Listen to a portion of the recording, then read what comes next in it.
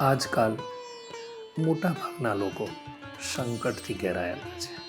સંકટ કેવી રીતે દૂર થાય આ વિષયમાં બાબાજી માનસમાં લખે છે. દીન દયાલ બિરદુ સંભારી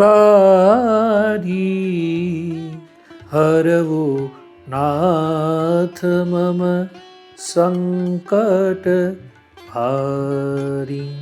રામ તો દયાળુ છે, કૃપાળુ છે, લોકાભિરામ છે.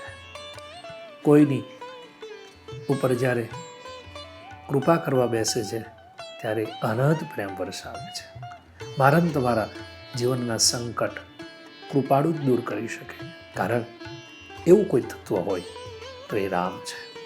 તો રામ સંકટના હરનારા છે, કૃપાળુ છે, દયાળુ છે. મારા ને તમારા સંકટ દૂર કરનારું કોઈ પરમ તત્વ એટલે રામ છે. આવો એવા રામનું આપણે ગુણગાન ગાઈએ કે આપણા સૌના સંકટ દૂર થાય. જય સિયા રામ.